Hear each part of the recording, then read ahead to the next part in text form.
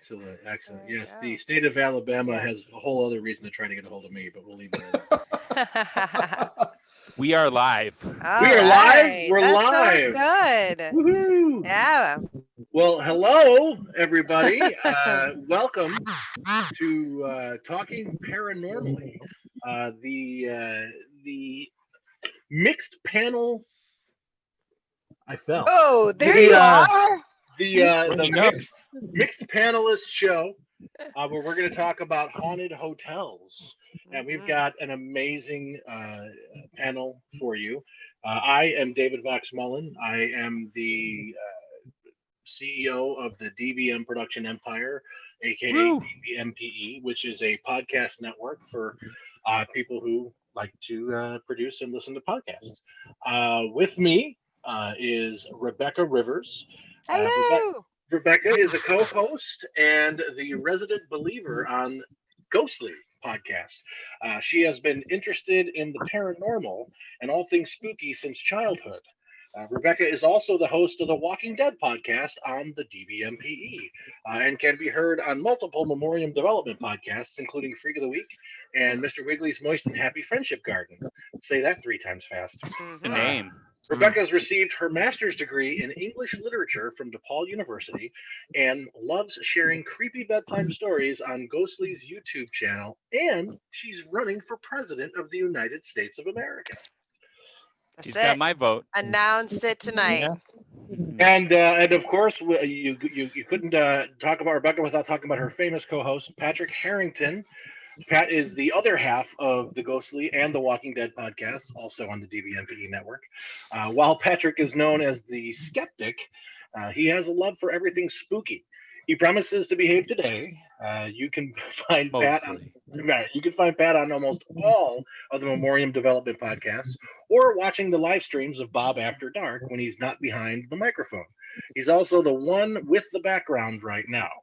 Uh, that would be the Ghostly podcast. And speaking of Bob After Dark, ladies and gentlemen, we have Bob Anderson. Oh, Bob, hey there, everybody. yep, Bob is the host of the paranormal podcast Bob After Dark, so it's not just a coincidence. He has been a paranormal enthusiast since he was a wee lad. Bob has dabbled in many aspects of the spooky world, from both research and investigations. Bob is the sort of Swiss Army knife in the occulty world, knowing a bit about not only ghostly hauntings but cryptozoology and demonology. Bob also helps people with any sort of paranormal phenomenon that they may be experiencing. I have a strange feeling in this lower region you might be able to help me out with. I don't know if it's a spirit or just Jimmy John's. And then last but not least, some would call him our headliner, is Tony Szabelski. Tony grew up in old town neighborhoods of Chicago, where he learned to appreciate great architecture of the city. He attended St. Michael and St. Angela schools and graduated from St. Patrick High School. There's a lot of saints going on. Going on to attend Loyola University and the College of DuPage. Tony is a longtime paranormal investigator with various teams in the Chicagoland area, including Hands on Paranormal and Chicago Hauntings tours. He's appeared on My Ghost Story on the Biography channel and on the Fox News channel in Chicago, as well as on the reboot of Psychic Kids and WGN News. He started as a tour guide with Haunted Hometowns Corporation in 2011, doing ghost tours and cemetery ghost haunts in suburban Chicago, and he loves showing visitors and natives the haunted history of our storied region, as well as a few other things, but we'll get into that later. Well, I'm excited. Wow. This is going to be a fun discussion. I have been to at least one of the hotels that we're going to be talking about, and I'm very excited because I love the spookiness of just haunts, area haunts, and how people can access and go to them and what have you. But why don't we open things up? And we're going to start with Tony first, because just because I have the outline and that's what I say we're going to do. You have the power. I have the power. By the So power of Grayskull. Tony today is going to be talking about the famous Congress Plaza Hotel. Tony, take it away. Well, thank you. That was a great introduction. Thank you. I'm a good reader, right? Yeah, you read that perfectly. Well, as David said, I'm Tony. Work at Chicago Hauntings Tour Company, and in working for the Chicago Hauntings Tour Company, our ghost tours, our bus ghost tours, and several of our other tours start out at the Congress Plaza Hotel. Also, through the company and my own investigation, have been able to investigate this hotel many times over the years. Now, for those of you not familiar with the Congress Hotel, it's one of Chicago's oldest hotels. It was built in 1893. It was built in anticipation of the World's Fair coming. It will open in 1893. I mean, they built it in various stages up to that point. It was built in anticipation of the World's Fair coming here to Chicago that year. It has its ties through to the mob and Al Capone. There's, Capone used to run some of his operations out of that hotel. Some members of his gang did live there, the Southside outfit that Capone belonged to. One of the ballrooms, the Florentine room, he used to hold some of his parties there. There's a little poker room that they used to go to after the parties, play poker. Some say the hotel has its connections to the serial killer H.H. Holmes, and that maybe he picked up some of his victims there.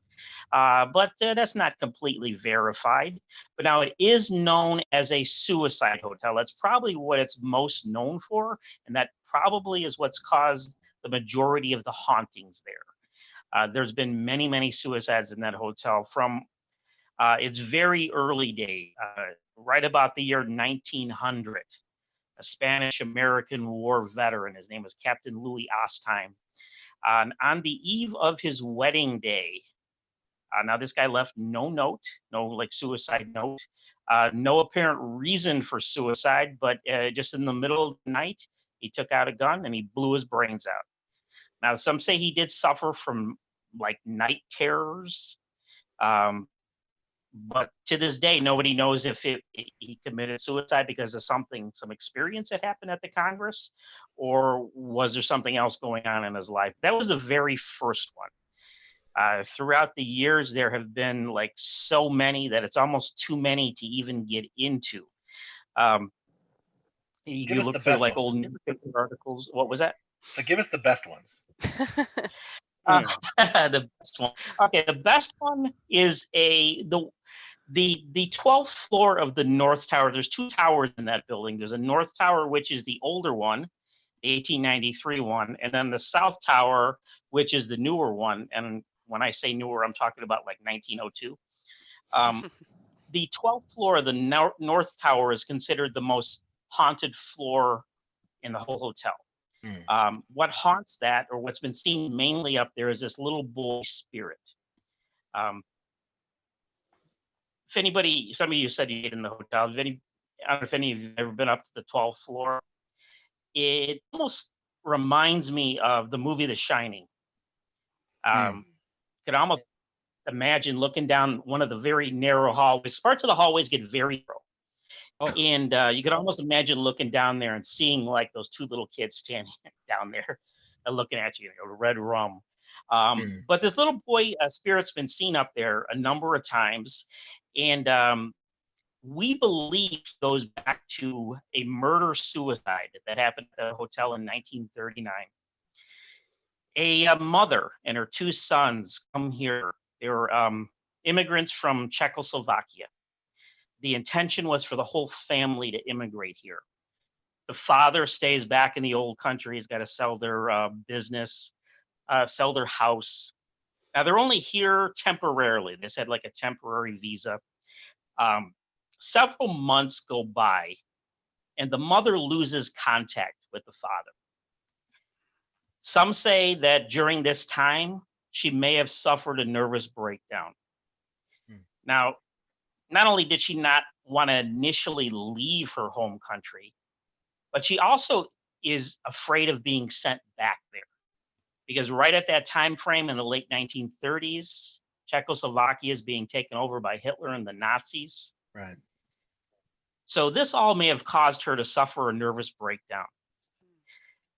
They were staying up on the 12th floor of the Congress Hotel, a room that is still open and still able to be occupied. I don't know if I'm at liberty to say the room number. One very beautiful, sunny August afternoon, she takes the two boys to spend the day at the Lincoln Park Zoo, come back to their hotel room. She opens the windows. She pushes the two boys out first, and then she jumps out right after them, killing all three of them. Wow. Yikes. Now, yeah, that's probably the worst one. Now, they say that somehow the oldest son, the 6-year-old, his name is Carl Langer, somehow the coroner's office misplaces his body.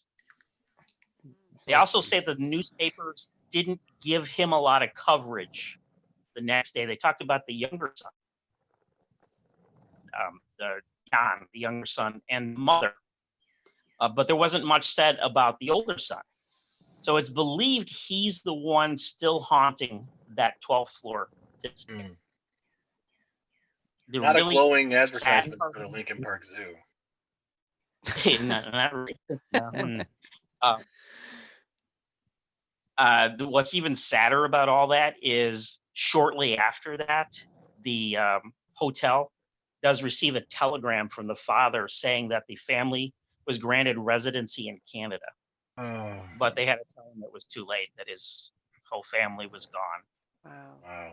Wow. So that's probably the worst one. That's insane. That's wild. And that 12th floor is just, as soon as you get off the elevator, you could feel something there. It's not in the best of condition. I mean, for a hotel in downtown Chicago, you would think it would look nicer than the 12th floor does. There are doors that don't match. Yeah. There are parts of the walls which parts are just ripped apart. There's paint that doesn't match. The carpet looks really old.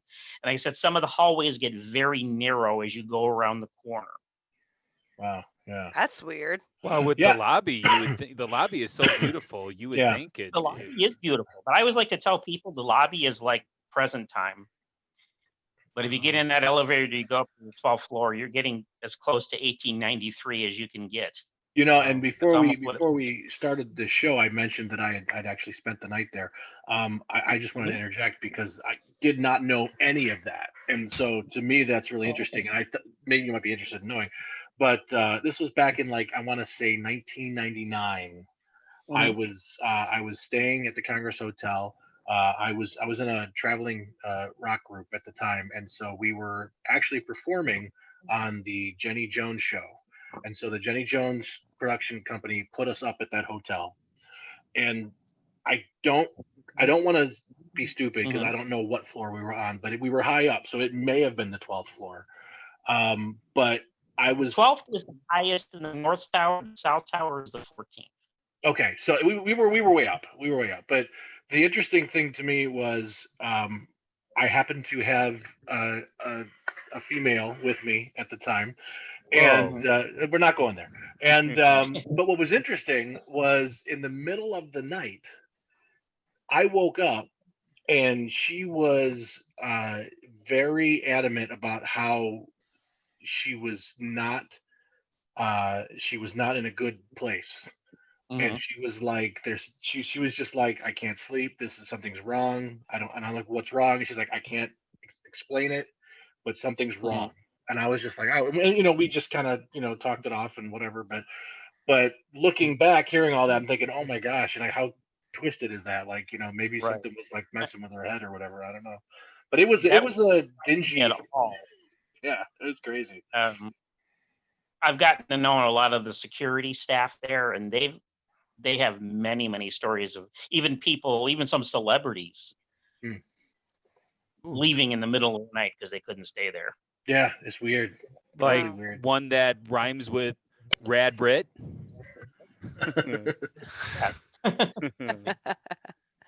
Now, Tony, Well, I know you have a lot of stories because we took your tour. So, and you did share some of them. So I'm excited to hear. Yeah, give us more. Give us more. Like my own personal experience. Whatever I you'd would like love to share. personal Please, experience. please. Yeah. there are rooms that they've sealed off in that hotel that they don't use anymore. One of them is old room 666. Ooh, I wonder It's sealed why. off because, yeah, exactly. Nobody wanted to stay in 666. But there are others that I found at least 2 other rooms that are closed off. Look like there's a double lock on the door, and they've taken the room number off it. Now, security will not tell me why they've closed off that rooms. But also, room 441, they hadn't talked about that yet. That's in the South Tower. That room is considered the room that gets more calls about strange activity in it that go to the front desk than any other room in the hotel. Wow. Mainly what people call about is they're awoken in the middle of the night, a woman standing or hovering over their bed. Sometimes she's even pulling on the covers. Nobody knows who this woman is. Some have speculated she could be the mother of the 2 boys that did the murder-suicide in 1939, but nobody knows 100% for sure. But one of the more interesting things to happen, I've had several things happen there. We used to do paranormal investigations there. The first few years that I worked for the Chicagoland tour company, we would actually rent out, Ursula would rent out a room, and we'd bring people there to do investigations. They've kind of not let us do that the last couple of years. They've kind of poo-pooed it a little bit. But one of the nights when we were doing an investigation there, I had a friend of mine who's worked on and off for the tour company. He was helping me with the investigation. We had a group of maybe about 8 people. We were heading from, I want to say it was either the 12th floor or the room 666 outside it in the hallway on the North Tower over to room 441 on the South Tower. Now this was wintertime. They close off usually a section of the hotel or several sections of the hotel in the winter because they don't use it as much. They keep a few minimal lights on. They do still keep it heated. As we were coming out of the elevator on the 400 wing, you have to go through a long hallway which leads over to the South Tower from the North Tower. As we were heading down this hallway, we're going over to room 441. You can clearly see the sign say room 441 is like straight ahead. My one friend who was assisting me that night, he kind of walked a little bit ahead of the group. I was standing a little further back. I think it was me. I think my daughter was with me, and one of the ladies that paid for the investigation. And instead of seeing my friend go straight down the hallway, the 3 of us that are in the front see him take a turn to the right. Not where room 441 is. And I kind of wonder why he went that way instead of to the room. So I stopped the group and I'm like, I'm going to go see where he went. Thought maybe he saw something down there. Went down there, was calling his name, looking up and down the stairwell. Couldn't see him at all. So I went back to the group. I said, well, I don't know where he went, but he knows this hotel. I'm sure he'll find us. So we walk over to room 441. Now, 441 is the first hallway door. You open the hallway door, it's the first room beyond the door. And he is standing in front of the room, kind of with his hands on his hip. He just looks at us and he's like, where you guys been? What took you so long? And I just kind of looked at him and I said, no, that's not the question. The question should be, where have you been? Because several of us saw you go down the other hallway. And he insists to this day that he just went straight down the hallway into the room. Wow. So crazy. So that's kind of one. Yeah. Yeah, that's wow. Let's call it his doppelganger. We saw his doppelganger. Wow, that's crazy. We actually, are we okay to open up for questions? Because I do see we have some coming in. Absolutely. We can wait. Okay. Well, okay. I was gonna say I have a question. Yes. I want to know what Absolutely. Bob's theory is for what happened to Tony. And I actually have an experience at the Congress that I was waiting for things to open up so I could tell you my experience because mine's weird. I was in the St. Patrick's Day parade downtown Chicago, the Windy City Ghostbusters, and I was staring in a room, and we actually I think we're in 441, oddly enough. Me and a New York City Ghostbuster were splitting a room, and we got back late. This was like Friday. We were out partying all night. And we get back to the hotel, we're in full Ghostbuster garb and we're dying of everything. And this group of girls come on the elevator because they see us and they're like, "We need your help." I'm like, well, group of girls are asking for help. I'm dressed as a Ghostbuster. I have to go. And all they're that like, equipment's real too. it's not, it's a prop. Oh, what? We get to the room and they say, "Our alarm clock's going off." Okay. Well, I went to the alarm clock and it was playing music. And I was like, but it was switched off. And I was like, okay. So I flipped the thing over and I was like, maybe they put batteries in it. Pop open the battery compartment. There was no batteries. And I said, okay, I'll unplug it. I unplugged it from the wall and the alarm clock was still playing. I turned to Dan and I said, Dan was my friend from New York City. I'm like, Dan, we have to go converse outside real quick. Ladies, we'll be right back. We go out in the hall and I'm like, I have no idea what we're doing. And he's like, what is wrong with the alarm clock? I don't know. It keeps playing music and I unplugged it. At this time, a lady comes out from the across the hall room and she comes out and she's like, "What are you guys doing so loudly?" I'm like, "Lady, I'm here for professional investigation job. Go away." So the group of girls come out with this alarm clock and they're like, "It's still playing. What do we do?" And I just looked at it and I said, "Stop playing." And I left it in the hallway and I'm like, "Go to bed." And that was the last of my my story at the Congress. But no, that was a legitimately weird situation. And I was there with Dan, and a security guard was walking us through the under tunnels of the hotel because my friend got his proton pack shipped and to the hotel. And as we were walking, I kid you not, the hallways under the lobby seemed to keep getting narrower and narrower. And the security guard, I'm like, "Is that normal?" He's like, "No." So the security guard said, "Hold on." And he just yells out, "Stop. I don't go away." And I kid you not, as we were walking, the hallway seemed to get less narrow as we were walking. And I said to him, "Well, that doesn't make any sense." He's like, "I'm kid you not. This place will eat you alive if you feed into any of the energy here." And I was like, "Excuse me?" He's like, "This place is one of the very haunted." I'm like, "You gotta be kidding me." So no, that's a true story. We had weird experiences that entire weekend. Wow. So Tony, does that drive with what you've had with the security guards that you've talked to there? Oh that yeah. They Oh, for sure. say Yeah. that? They almost all of them have stories, or they'll tell the stories or they're too afraid to tell the stories. Wow. And there is some of the stories are in terms of like manipulating electronics. There was this old Chicago city judge who, when he retired, he lived full time in the Congress Hotel. Oh, must be nice. As when he was one living, does. he's kind of a prankster. He used to like to run up and down the hallways with the old remote control clickers and people's TVs on and off. Oh. And they say after his death, he's still manipulating the electronics throughout the hotel. Interesting. So I could have been dealing with the judge that entire time.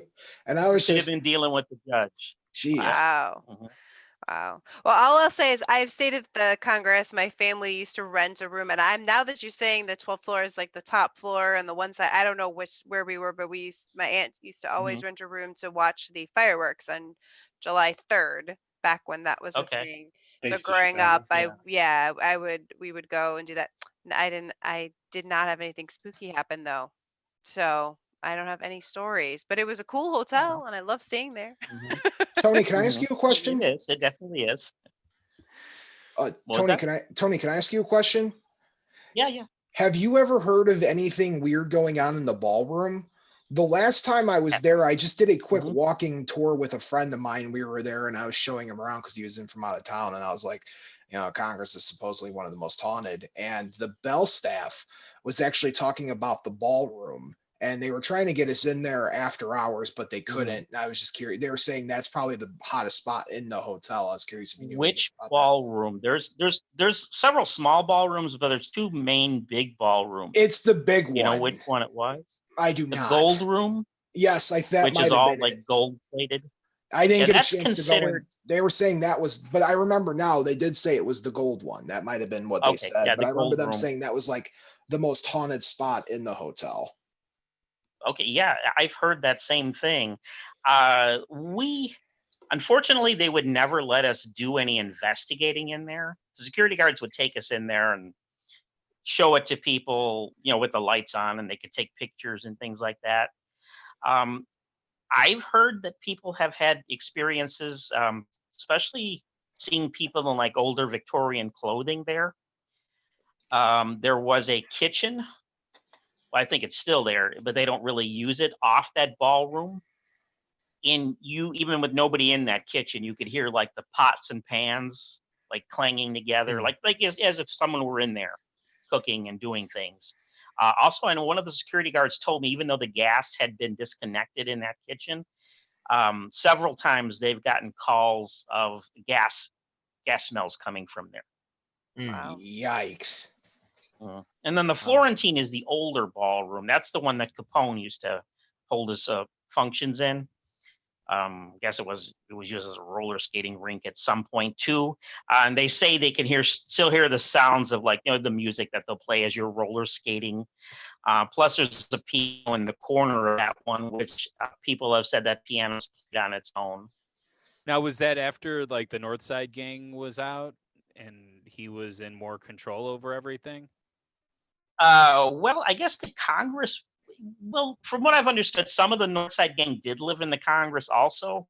Okay. But many of Al Capone's men did rent suites in the Congress Hotel, including his chief bookkeeper, a guy named Jake Greasy Thumbs Guzik.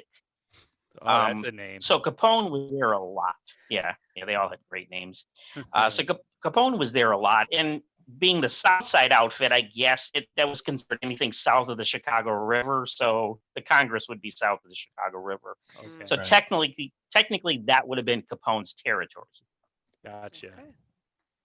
My uncle had his wedding at the Congress, and they had one of the ballrooms. I don't know which one it was. I don't remember a lot of gold, so maybe it was the other one. I remember there was a piano in the room, so maybe it was the Okay, other that's one. probably the Florentine room. The Florentine room, yeah. I mean, it was a large room. It has like the candelabras coming out of the walls on the sides. Yeah. Yeah, But that's the Florentine. So yeah, so just hearing this, I want to go back because at that wedding, the wedding was, I don't know, like 95, 96. I want to go back and like they had the those disposable Kodak cameras back then. Yeah. That they put on everybody's tables, and everybody was taking just Right. ridiculous pictures. And I would love to go back and just go through all those pictures and see if anything shows up. You know, Like orbs. Yeah. yeah, just because we were there through. Go ahead. I was gonna say, one of the longtime security guards, guy who still works there, is named John. He's been there for like 30 some years. He has a lot of great ghost stories. But he tells one story of that Florentine room of a security guard who was, I guess he got a call. Somebody saw something in there one night. He went up there to see what was going on. He opened it up, looked around, didn't see anything. As he was closing the door, he reached up to shut the light off, and he felt a hand come up and like glide all down his arm. Ooh. And at least according to the security guard, John, that this guy marched into the security manager's office the next day, put his keys down on the desk and said, "I'm done. I'm not working here anymore." Ugh. Yeah. Wow. That's freaky. That's freaky. And so let's run out to some questions here. We have some listeners and viewers sending in their questions, and please, if you are watching, make sure you ask questions. We'll happily share the ones that we can. One we have right now is from Reading with Mrs. H. And I'm assuming it's Mrs. So we're going to say she has a question. She's saying this is still a functioning hotel, right? Like, people still go to this hotel. Yeah. And then she asked, are there tours available there specifically for ghost stories? And you mentioned that you were doing. We used to be able to do them, but they're not allowing us to go beyond the first floor anymore, the lower level. But you start most of your tours there, right? Our bus tours do meet there. Yeah. And we have another listener question going back to the story of the woman with her children from the Epic X Mechanic. Has a question. How the heck do you misplace a body? Yeah, who knows? I don't know. Yeah. That was just the story that was out in the newspapers that they somehow misplaced it. That's fascinating. I mean, and It again, the is. Congress. I mean, anytime you go down to the lakeshore, I mean, you see the Congress Hotel. You don't really think Right. much about it, but you forget, like, wow, just the Capone connection and just all that stuff is like, man, Yeah. it was spooky. Mhm. Well, Fascinating during those story, days yeah. too, people would steal bodies and then hold them for ransom. So Yeah. they were being Mhm. held for ransom after they were dead, which is weird, you know. Well, they also needed them like to keep vote. them now, I guess, so- you know. Yeah, They also needed them to vote in the '60s, but that's true, right? Yeah. Right. Yeah. allegedly. Allegedly. Yeah. Um, Mhm. we're gonna move on if that's all right, because Tony, we could do this all night. This is great. Oh, we Um, could easily, yes. but we're gonna move on to Bob, Oh, who hey. is going to share his story on the Ambassador. Ooh, the ambassador. Now, fun fact that there is an Ambassador Hotel in Chicago, but that's not the one I'm talking about. Forget that one. I'm talking about the Ambassador Hotel in this far off foreign land in a place called Wisconsin, specifically in a place called Milwaukee, which also could be pronounced as Milwaukee. Ooh, Mm. Wayne's So World. tell us about the Ambassador in Milwaukee. So the Ambassador was built way back in 1927. Pat, you were there for opening night, right? Of course, yeah. I'm pretty old, so yeah. It was designed by architects Urban Peacock and Armand Frank. The interior is decked out in an exquisite Art Deco style. When entering, you are greeted by a scene straight out of a certain Stephen King novel. Lavish marble floors, brass and bronze finishings, and even the original bronze elevator doors are on site. The main lounge, the Envoy Lounge, was the original lounge built for the hotel. According to locals, it's best to go during happy hour because if you buy one drink, you get the second signature drink for the price you would have paid back in 1928. The hotel has 131 guest rooms and 10 of them are Whirlpool Suite. Now that I laid out a Travel Channel-esque documentary, let's get spooky. Now, there were many high-class guests who have stayed there over the years. One of the biggest two claim to fames was a band maybe you guys have heard of called the Beatles. No, it doesn't ring a The bell. Beatless? The Beatles. Oh, I don't know. Sounds familiar. And let them be. good job, Fox. And the polar opposite to the Beatles would have been a guy by the name of Jeffrey Dahmer. I don't know if you guys- Whoa. Ooh. You may have heard the name Jeffrey He Dahmer played with before. the Beatles? No, he did not. He was the Not fifth to my- Beatle. He was the other Beatle. If you don't know who Jeffrey Dahmer is, he was a serial killer who stalked male victims in the greater Milwaukee area. Dahmer is said to be one of the most infamous and well-known serial killers of all time. In the year 1987, Jeff had a room rented and took his victim there and, well, proceeded to kill him. What's even scarier than a murder happening on site of this Milwaukee beautiful hotel is how Jeffrey got away with it. It is said that Dahmer smuggled the body in a suitcase and carried it down the flights of stairs. Yep, that sounds like him. The victim's name was Stephen Toomey, Toumi, and he was killed in room 507. It is said that if you stay in room 507, people say that you can actually see Stephen's corpse laying on the mattress itself, slugged over because the way he died, it was basically severe alcohol poisoning and various other poisonings with blunt force trauma. So people say that if you stay in that room and you walk in at certain points of the evening, you'll actually see the slumped corpse. Other weird, strange encounters that happen in that place include beds being made and unmade without the hotel cleaning staff present. Different objects people like the housemaids will leave behind will actually reappear later down the hall, or things will just disappear and never return again. And if you look at TripAdvisor, multiple claims have been made by certain reviewers, and one even has an interesting photo on TripAdvisor of them staying in room 507, and on the mirror, which I guess they could have staged, but it's still a good story nonetheless, on the mirror in fog, they actually saw the word help being written out on the mirror. And that's the story of the Ambassador Hotel. It's Milwaukee's like grand ballroom-esque hotel, and it's really interesting because not a whole lot of people talk about it, but it's really kind of important, especially for like the true crime people that are into that stuff, because it is the scene of Dahmer's first murder. And I mean, there is a lot of history that goes in there. The Pabst family, if you guys are beer drinkers, the Pabst Blue Ribbon family, I mean, they had like a lot of ties with that hotel as well. And I mean, you got to think of how many people came and went through there over the years. So You know where they got their blue ribbon from, Bob? I do not. Tony, I'm sure you know do. this. I do, yes. I want to hear it. 1893 World's Fair. What would they win it for? Best tasting beer? Yeah.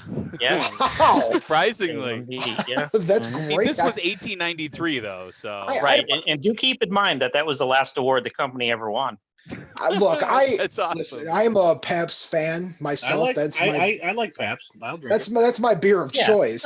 Mm-hmm. But I've actually never been to the Ambassador Hotel, but the reason why I picked it is because it's local-ish to Chicago, and I knew Tony was talking about the Congress, so I wanted to pick someplace close by. And apparently, when you look at TripAdvisor, there's a lot of people talking about a lot of really scary stuff that goes on there. I'd like to take this opportunity to point out that TripAdvisor is in no way sponsoring this production at all. There are not, but you know what? But if they want to, TripAdvisor can go over to the Bob After Dark's Facebook page and they can sponsor me as much as I travel for the show.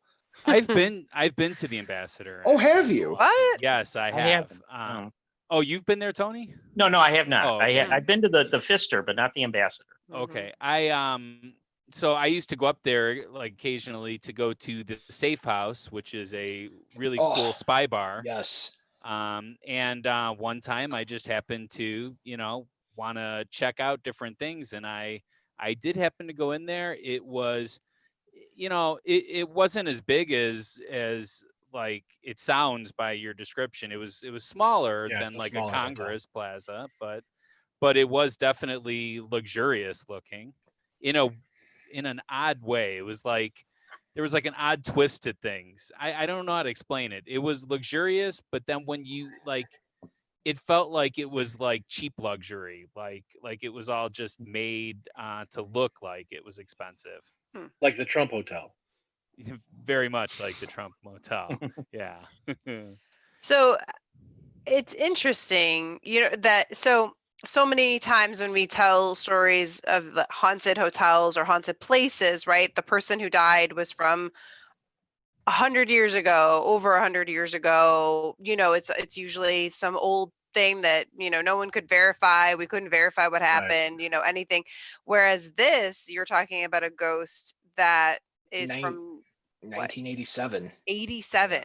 So 1987. These are stories that are recent, ish, when it comes to ghosts. So that's really interesting that it's an older hotel, but they didn't get a ghost for a while until a little bit later, or potentially, I don't know if they had stuff before that. But when I was in college, I actually majored. I was a criminal justice major, and I had a detective from Naperville that actually had footage of the detectives going into Dahmer's apartment.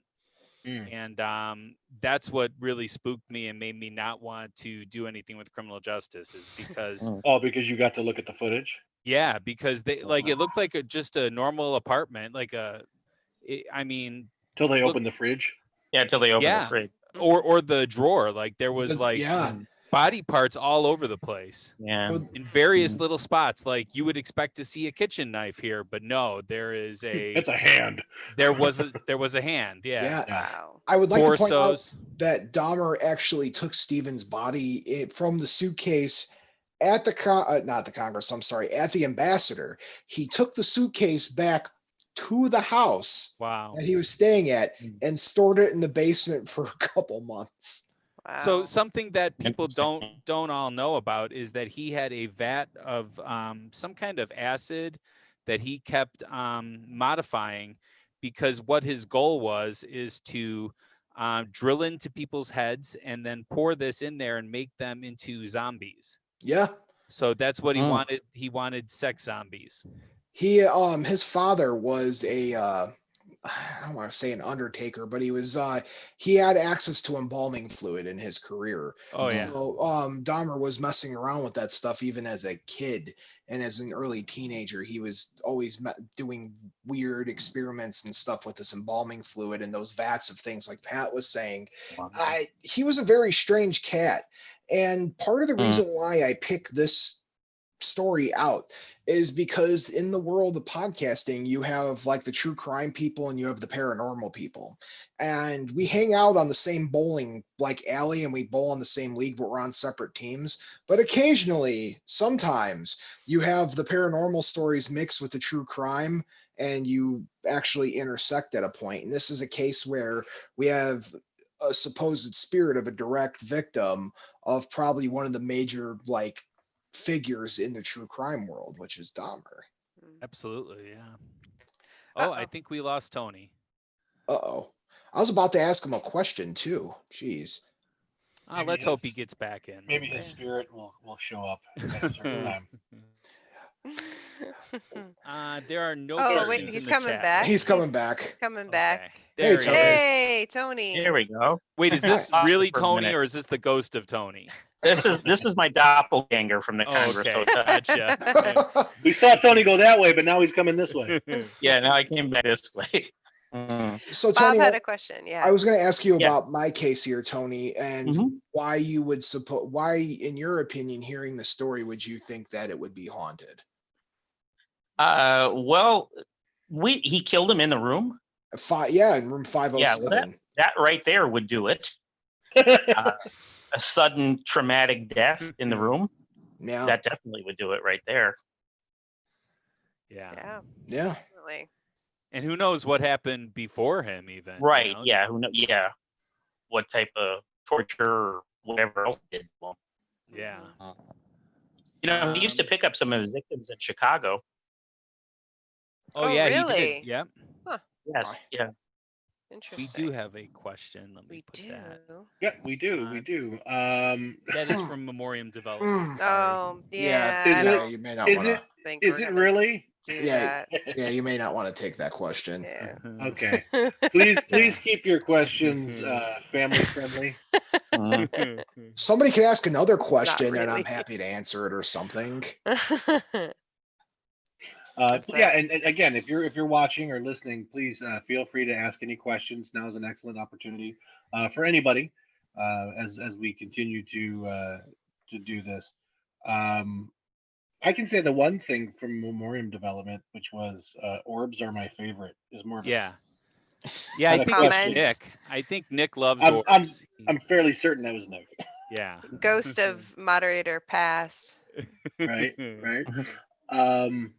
Yeah, that's an excellent story, Bob. That is really Yeah. good. And yeah, I mean, I think you're 100% right with the intersect of the paranormal podcasts and the true crime. I mean, I definitely am a fan of both myself. Yeah. And yeah, me too. absolutely. To see Oh, them- there's nothing wrong with either one. Obviously I'm a paranormal podcaster, but I like listening to the true crime stuff. yeah. But you don't ever really see like us hanging out at the same thing, but this is one of those times where they both work, Yeah. Well, and to give some kudos to Ghostly. I mean, that Ghostly podcast, obviously a lot of the stuff that you guys cover does intersect with that true crime stuff as well. I mean, We again, try every once in a while to do yeah, that. I mean, I because- mean, I mean, Otherwise- I love true Fascinating. crime, so Yeah. it's Oh, yeah. absolutely. it's Go turn on anytime I can. you turn on the HLN channel, man. Forensic Files is running 24/7. oh my gosh, that's the worst thing for my family because my wife will go up to bed and I'll be like, I'll be right up, and I flip over and then it's on, and then it's like 3 hours later I've watched like 3 documentaries on It's- HLN. HLN Forensic Files. It's on all the time. I don't think I've ever seen anything on HLN that wasn't forensic files. It's kind of like the alien guy on the History Channel. Right? This guy, right? Aliens. Yeah. Oh, I love it. I love it. Well, let's move on. Let's move on. Pat, you have a story that you're going to share with us about the Langham Hotel. Yes. Yeah, and then we'll get into some other stuff too. But let's hear about the Langham Hotel. I do not know that hotel by name. What's the Langham Hotel? So there is a Langham hotel in Chicago too, but that is not the one that we're talking about. I feel like a theme is happening here. Yes. We are talking about the Langham in London. So just to let you know what we're doing here is Ghostly Podcast a little different than most paranormal podcasts. We debate if ghost stories are real. And I happen to be the skeptic. So my major part is to go over the history of the topic before Rebecca gets to do all the fun stuff and talk about the ghost stories. Yay. So I'm going to go over a little bit of that. We're going to stick to our normal formula. We're going to be talking about one of the most alleged haunted hotels in the world.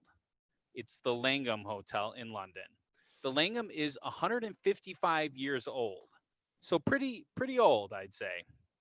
The oldest one from tonight. It was designed by John Giles and built between 1863 and 1865.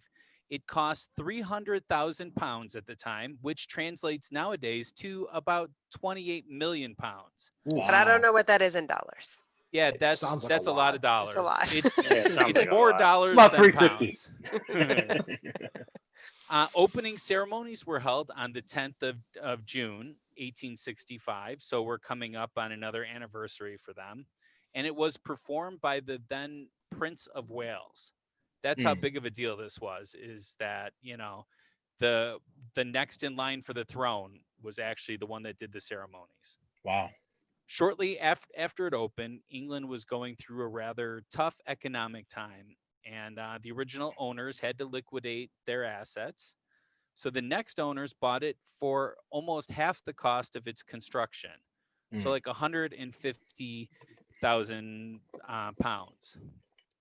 During World War II, the Langham was used in part by the British Army until it was damaged by bombs and was forced to close. During the Cold War, this is actually really interesting. I love spy stuff. During the Cold War, Guy Burgess stayed at the Langham, and he was one of the men responsible for selling official secrets to the Soviet Union. And that brings us through to today, where Langham is considered a 5-star hotel. It's very luxurious. I didn't stay there. I was there though. So I've been to all 3 of these hotels that we've talked about. It now has 380 rooms, which it's down from the 425 that it had at its height. And amongst the people that have stayed at the Langham was Mark Twain, Princess Diana, Winston Churchill, Oscar Wilde, and Arthur Conan Doyle. In fact, Sir Arthur Conan Doyle. Sir Arthur Conan Doyle set the Sherlock Holmes stories A Scandal in Bohemia and The Sign of Four partly at the Langham. Oh, wow. Very good. Yeah, many guests have stayed at the hotel, including English cricketers. I think that's how you say that, cricketers. Stuart Bond and Joe Root. I have no idea who they are. They're cricketers. Joe Root? Joe Root. The Joe Root? They have reported citing mysterious phenomenon during their stay there. Oh, we're going to learn more about that. Yeah, well, actually, sure. I'm going to turn it over to you, Rebecca, to tell us the scary stuff about Yeah, definitely. So, as Pat said, it shows up on all the lists of the most haunted hotels, not just in Britain, but in the world. So not only that, it's also known for having one of the most haunted hotel rooms. So it's interesting hearing the other stories tonight, especially the stuff about the Congress, because there's a lot of parallels that I think are kind of in there. But the room that gets talked about the most for the Langham is room 333. Ooh, that's a good number. Yeah, it's kind of an interesting number, right? So, so again, as Pat told us it's old, it's had a lot of famous guests, so it's not really all that surprising that it's had a lot of different ghosts in it. So there's a lot of ghosts, so I tried to narrow it down to some of the most popular ones, the most commonly seen. The first is a German prince who committed suicide by jumping out the window of the fourth floor. He has been sighted walking through doors in the early morning and is said to be the most active ghost in the building and is found in the notorious room 333. You're supposed to look for a stocky man in a military jacket. There is a honeymooning doctor who also committed suicide after murdering his wife. I think we can see a bit of a theme, right? Again, it kind of Yeah. connects back to the Congress. His ghost has also been seen in room 333 and is also a man in Victorian dress. He's in Victorian dress. Oh, there's like a party going on in I know, 333. right? Yeah. This room is crazy. It's like everything just kind of gets tied to that room. There is a ghost who has a thing for tipping guests out of their bed while sleeping. And That's that just could, rude. I know, right? There could be, that could be in any room, but of course, in our favorite room, 333, reportedly one guest was shook with such enthusiasm that the guest fled the hotel in the middle of the night. There's also reports of a man with a gaping wound on his face who inhabits the hallways on the third floor. There's also a fluorescent ball of light which coalesces into a human form, and the ghost of now they say Emperor Napoleon the Third, which I don't really know is like Napoleon. I That think is not the like the Napoleon. nephew or something like He's the that. I nephew don't, of yeah. him, But he lived in Langham during his exile and can be spotted in the basement. Wow. So I think some of the interesting things about the stories is, so there's lots of people that tell these stories. Uh, One thing I just want to mention, there was a journalist that I read. She went to stay there and she didn't see anything, but what was interesting is she stayed in the room 333, and kind of similar to what you guys have said about the Congress, where all of the there they call them porters, right, instead of bellhop, but they were all like, what, you're staying in 333? And like they kind of went with her. They're like, oh my gosh, she's going in, and they were she said it was really like this weird experience. But anyway, so it's definitely something that even to this day, right, people talk about. But there's some famous people that have seen or claim to see have seen ghosts there. So the first of these is in 1973. A BBC journalist named James Alexander Gordon was staying in the hotel in room 333. The BBC is just across the street, and so they would actually put up journalists there if they were like in from out of town. And he woke up one night in October to see a fluorescent ball of light turning into the shape of a man with the lower half of his legs missing. The ghost was in extravagant Victorian evening wear and stared at Gordon before opening his arms and walking towards him. He ran out of the room. He just wanted a hug. I guess so. I don't know. Aw, But this, wow. this is a BBC journalist, and this is the story that he tells. So I don't know, that to me and then there's other stories of BBC people just being freaked out and not wanting to be there, right? And then what Pat alluded to is in 2014, some members of the England cricket team were staying at the hotel when they had several creepy experiences. And this, Vox, actually reminded me of your story a little bit, where I guess like the cricketers were staying there, and a lot of their girlfriends and wives were like, nope, we're leaving. And like there was a lot of that where it was just kind of like, nope, bad feelings, we're out. Or they just had trouble sleeping. So it was just that when you told that story, I was like, oh my gosh, that's exactly what I Yeah, wild. had, what I read about. But Mm. specifically the story. So Stuart Broad is the one who's quoted in the Daily Mail. He said, it was so hot in the room, I just couldn't sleep. All of the sudden, the taps in the bathroom came on for no reason. I turned the lights on and the taps turned themselves off. Then when I turned the lights off again, the taps came back on. It was really weird. It really freaked me out. I ended up asking to move rooms. Ben Stokes has had some problems sleeping as well. He's on the 3rd floor, which is where a lot of the issues are. I'm telling you, something weird's going on. And that was his quote to the newspaper.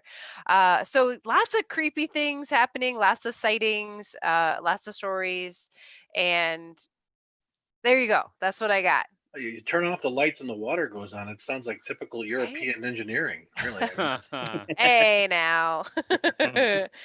So but yeah, I was wondering, does anyone I kind of had read some stuff, but Vox, I was wondering, do you or Bob or anybody, the significance of the 333? Like there's a lot of like religious stuff with that, and well, I mean, from what I know, at 3 o'clock or 3:30 is allegedly the time when Christ actually died on the cross in the afternoon, which is where the whole like 666 and 3:30 in the morning a.m.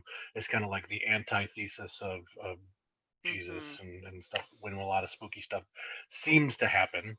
Um, but and then of course just three being like a trinital number, the Father, Son, the Holy Spirit type thing. That I mean that's the correlation that I get with 333 or whatever. Yeah. Also in magic, it's very powerful, like a pyramid with 3 sides. And stuff. That's magic with a K, by the way. Yes, Yeah. absolutely. Well, I mean, anything mathematical that has some sort of a symbolic, I mean, like a pyramid or a triangle, it seems perfect, so to speak. Yep. We actually did have another viewer question from Life Bomb, and this is for Tony. So before you go to the bathroom, Tony, we have a question for you. Okay. This is from viewer Life Bomb. Tony, have you personally ever experienced anything paranormal that you could not explain and made you believe that ghosts exist? And they also wanted to say they love your tours, by the way. Oh, well, thank you. I've experienced a lot of weird things. Whether that will give me like 100% proof that ghosts exist, I would have to say no. There's a long list of strange things that have happened that I just can't explain. Sure. But you don't say, oh, because I can't explain it, but it doesn't mean that it's a ghost. It doesn't necessarily mean, it means it's something. Well, paranormal is supposed to be something that is beyond the normal. It can't be explained normally. So It would fall into that category. Now, whether that's a ghost or not, who knows? Yeah. So and you would just say it's paranormal. I get it. That makes it's perfect paranormal. sense. Exactly. That makes perfect sense. Patrick, Tony, you have a question? Yeah, Tony. Where would you say is the most haunted place in Chicagoland area, in your opinion? Well, we talked about it tonight. The Congress. The Congress. Yeah. In the Chicagoland area, that covers quite a bit. There's, and if you guys know about the St. James Cemetery down in Lamont off of Archer Avenue. Oh yeah. Monk's yeah, Castle. yeah. There is something strange about that going a couple on weeks there. ago. Yeah. And I've had some experiences definitely there something too. strange. Now, Yeah, have you ever been going able? on there? Have you ever gotten permission from them to do an investigation there at all? Not at night, not after dark. Not after dark. Okay. During the day, yeah. Yeah. But I wish I could. Yeah. I'm not Well, sure I if mean, you- I've been in there after dark, probably illegally. When I Well, was yeah. a wee little lad, and I wasn't going to go there. But Yeah, and I've experienced a lot of cold spots there. I mean, I think it's a Yeah. microclimate. Microclimate. Uh, Bob, what would you say is the most haunted spot in Chicagoland area? That's tough.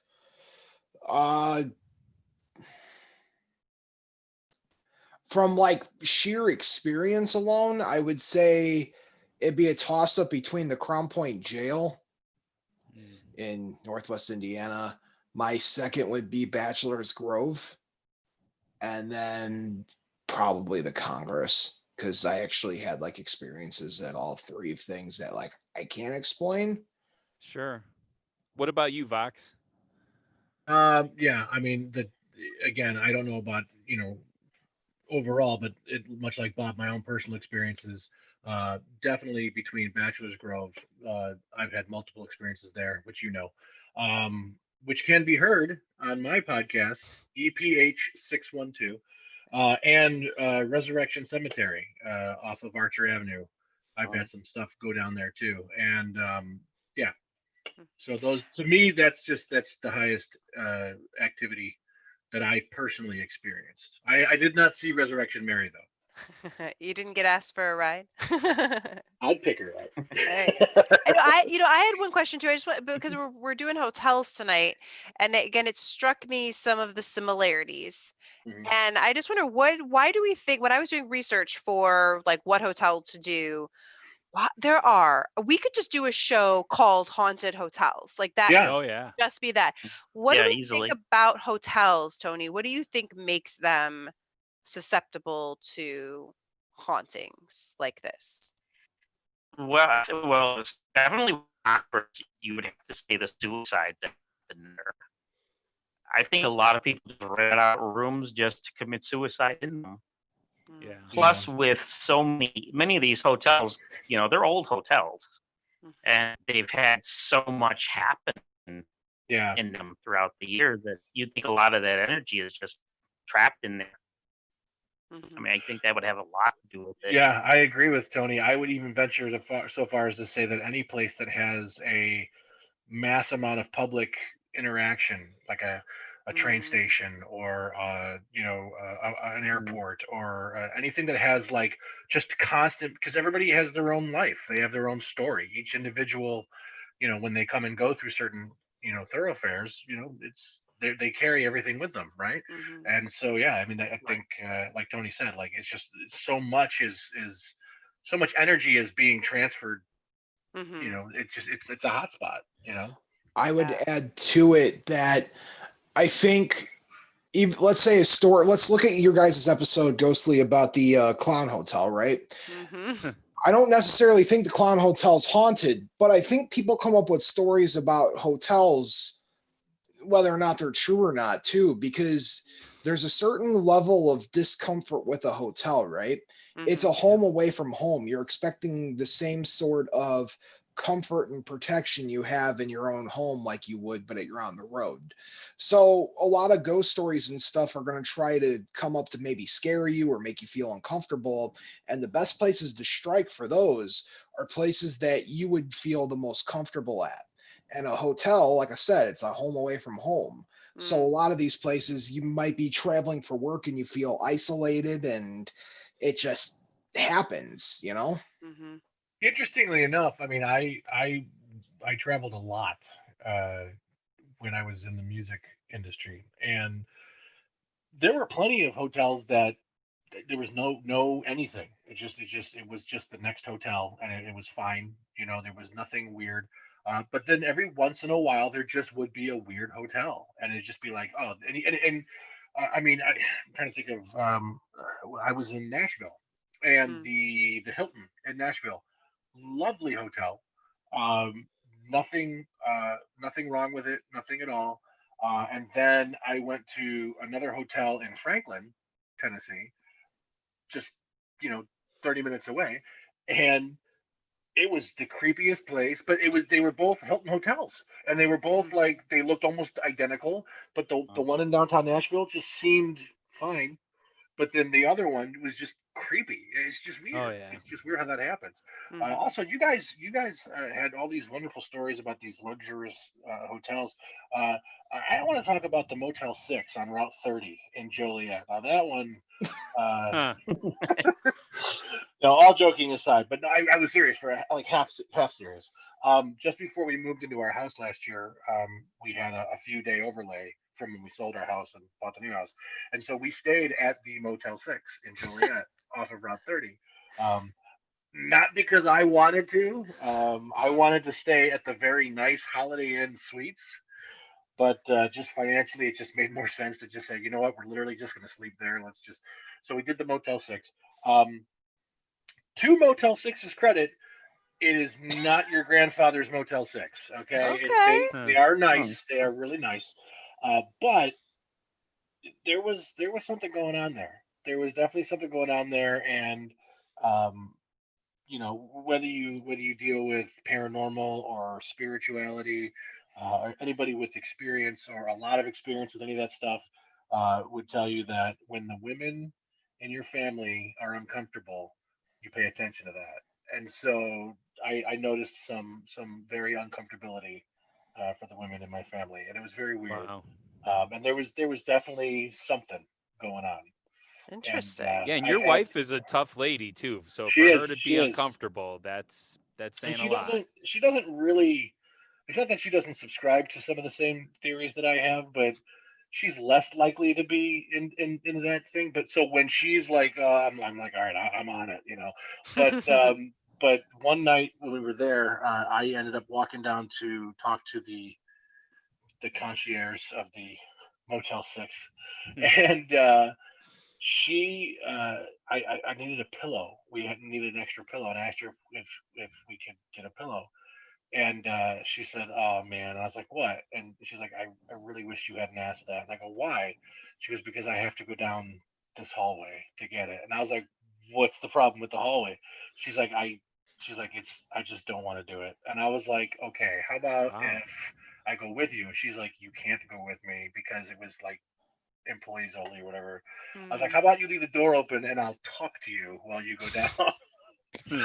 You're like, I So just want this pillow. Come I just want this I on. thought it pillow. was the pillow, but I, as a dad, like I Yeah. got it, you know. So I was like, I understand, like you're clearly terrified, but then I'm thinking, like she works here. What is she terrified of, you know? Like it was, Right. but it was enough that she didn't care that I was a guest, and she was just like she really did not want to have to go do it, and I was like, wow. So yeah, there was some freaky stuff. Did you get your pillow? I got my pillow. Oh, okay. Ain't gonna scare me. I want my pillow. But the motel was very nice, and I was actually very happy with the hotel. Hmm. The Yeah, I motel. tell you, hotels, man. There's just something about them. Mhm. It's really surprising. Yeah, absolutely. Yeah. Well, I think we've had a wonderful hour here. Yeah. I think we're gonna take this opportunity to just ask everybody: do we have any final comments about that in which we have discussed this evening? I have to Patrick. say that I would stay at any one of the hotels that we talked about in any of those Mhm. rooms. Give me 333, 441, 666, double deuce. I don't care. I'm staying there. And the Motel 6 on Route 30 in Joliet. Sure, and I'll Mhm. ask for two That's extra what Get a two pillow. extra pillows. pillows. Look, as long as the hotel has a good continental breakfast, I'm sold either way, man. Yeah. Yeah. Well, that's why I think Dahmer loved so Mhm. much about. Oh, I see where you went there. oh, That was that's funny. that's I was awful. holding on to that one for the Fox, whole that's show. Fox, that's awful. I was holding on to that for the whole show. Jeez. All right, all right. Well, I Let's just want get. to take one Yeah. second though to thank Tony for coming on the show. Thank you, Tony. Thank Tony was you. on our Eastland disaster, not Easter I Island knew that was massacre, Right. coming up. I Yeah. can't get away from that. and he's been like a go-to source for us throughout this whole time we've been doing Ghostly, and he's brutally honest with me. Like when we were going to do our H.H. Holmes episode, he messaged me and said, I haven't heard anything about H.H. Holmes. So, Mhm. that I was haven't. no, and that was brutally honest, and that's what I appreciate. And also, Well, I would thank you. like to thank Vox for hosting this. It's been a pleasure. I love EPH 612.